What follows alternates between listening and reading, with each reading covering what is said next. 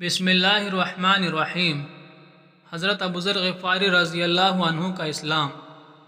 حضرت ابوذر غفاری رضی اللہ عنہ ایک مشہور صحابی ہے جو بعد میں بڑے مجاہدوں اور بڑے علماء میں سے ہوئے۔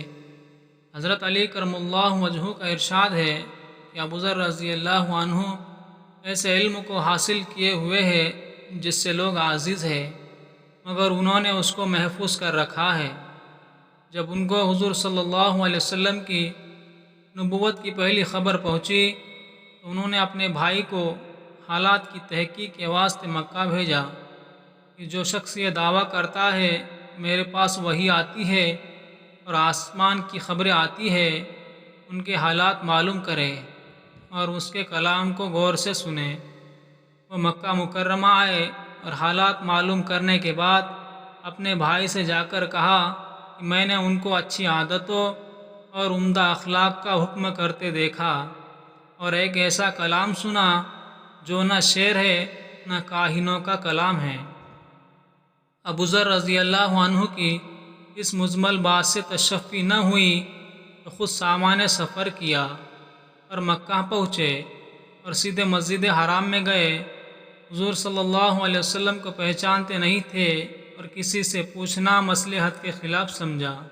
شام تک اسی حال میں رہے۔ شام کو حضرت علی کرم اللہ وجہہ نے دیکھا کہ ایک شخص پردیسی مسافر ہے۔ مسافروں کی، غریبوں کی، پردیسیوں کی خبر گیری، ان کی ضرورتوں کا پورا کرنا ان حضرات کی گھٹی میں پڑا ہوا تھا، اس لیے ان کو اپنے گھر لے آئے، میزبانی فرمائی، لیکن ان کو پوچھنے کی ضرورت نہ سمجھی کہ کون ہو، کیوں آئے ہو۔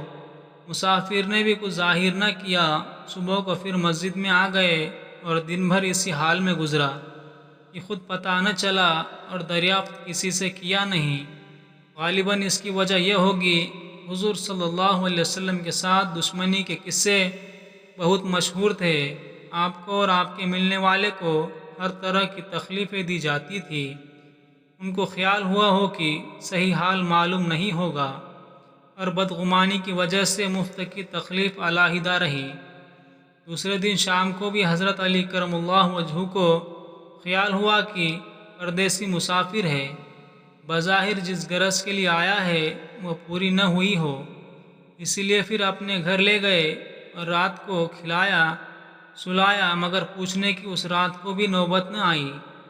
تیسری رات کو پھر یہی صورت ہوئی تو حضرت علی رضی اللہ عنہ نے دریافت کیا کہ تم کس کام سے آئے ہو، کیا غرض ہے؟ تو حضرت ابوذر رضی اللہ عنہ نے اول ان کو قسم اور عہد پیما دیے اس بات سے کہ وہ صحیح بتائے، اس کے بعد اپنی غرض بتائی۔ حضرت علی کرم اللہ وجہہ نے فرمایا کہ بے شک وہ اللہ کے رسول ہے، اور صبح کو جب میں جاؤں تو تم میرے ساتھ چلنا، میں وہاں تک پہنچا دوں گا، لیکن مخالفت کا زور ہے، اس لیے اگر راستے میں مجھے کوئی ایسا شخص ملا جس سے میرے ساتھ چلنے کی وجہ سے تم پر کوئی اندیشہ ہو تو میں پیشاب کرنے لگوں گا یا اپنا جوتا درست کرنے لگوں گا، تم سیدھے چلے چلنا، میرے ساتھ ٹھہرنا نہیں، جس کی وجہ سے تمہارا میرا ساتھ ہونا معلوم نہ ہو۔ چنانچہ صبح کو حضرت علی کرم اللہ وجہہ کے پیچھے پیچھے حضور صلی اللہ علیہ وسلم کی خدمت میں پہنچے۔ وہاں جا کر بات چیت ہوئی، اسی وقت مسلمان ہو گئے۔ حضور اقدس صلی اللہ علیہ وسلم نے ان کی تکلیف کے خیال سے فرمایا کہ اپنے اسلام کو ابھی ظاہر نہ کرنا، چپکے سے اپنی قوم میں چلے جاؤ، جب ہمارا غلبہ ہو جائے تو اس وقت چلے آنا۔ انہوں نے عرض کیا، یا رسول اللہ، اس ذات کی قسم جس کے قبضے میں میری جان ہے، اس کلمہ توحید کو ان بے ایمانوں کے بیچ چلا چلا کے پڑھوں گا۔ چنانچہ اسی وقت مسجد حرام میں تشریف لے گئے اور بلند آواز سے اشہد ان لا الہ الا اللہ و اشہد ان محمد رسول اللہ، میں گواہی دیتا ہوں کہ ایک اللہ کے علاوہ کوئی معبود نہیں، اور میں گواہی دیتا ہوں محمد صلی اللہ علیہ وسلم اللہ کے رسول ہے۔ پڑھا، پھر کیا تھا، چاروں طرف سے لوگ اٹھے اور اس قدر مارا کہ زخمی کر دیا۔ مرنے کے قریب ہو گئے۔ حضور صلی اللہ علیہ وسلم کے چاچا حضرت عباس، جو اس وقت تک مسلمان بھی نہیں ہوئے تھے، ان کے اوپر بچانے کے لیے لیٹ گئے، کہا کیا ظلم کرتے ہو؟ یہ شخص قبیلہ غفار کا ہے اور یہ قبیلہ ملک شام کے راستے میں پڑتا ہے، تمہاری تجارت وغیرہ سب ملک شام کے ساتھ ہے، اگر یہ مر گیا تو شام کو آنا جانا بند ہو جائے گا۔ اس پر اس سب لوگوں کو بھی خیال ہوا کہ ملک شام سے ساری ضرورتیں پوری ہوتی ہے، وہاں کا راستہ بند ہو جانا مصیبت ہے، اس لیے ان کو چھوڑ دیا۔ دوسرے دن پھر اسی طرح انہوں نے جا کر بلند آواز سے کلمہ پڑھا اور لوگ اس طرح کلمے کو سننے کو تاب نہ لا سکے، اس لیے ان پر ٹوٹ پڑے۔ فائدہ: حضور صلی اللہ علیہ وسلم کے اس ارشاد کے باوجود کہ اپنے اسلام کو چھپاؤ، ان کا یہ حق کے اظہار کا ولولہ اور غلبہ تھا۔ جب یہ دین حق ہے، کسی کے باپ کا کیا اظہارہ ہے جس سے ڈر کر چھپایا جائے؟ اور حضور صلی اللہ علیہ وسلم کا منع فرمانا شفقت کی وجہ سے تھا۔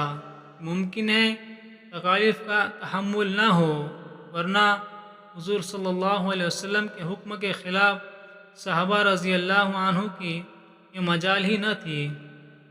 چنانچہ اس کا سب کچھ نمونہ مستقبل باب میں آ رہا ہے، چونکہ حضور صلی اللہ علیہ وسلم خود ہی دین کے پھیلانے میں ہر قسم کی تکلیفیں برداشت فرما رہے تھے، اس لیے حضرت ابوبکر رضی اللہ عنہ نے سہولت پر عمل کے بجائے حضور صلی اللہ علیہ وسلم کے اتباع کو ترجیح دی۔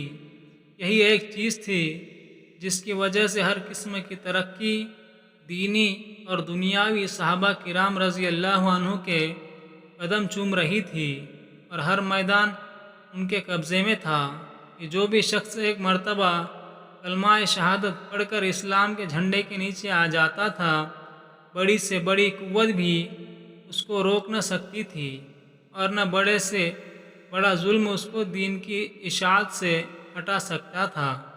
ایسے اور سچے واقعے سننے کے لیے ہمارے چینل کو سبسکرائب کریں اور لائک کریں۔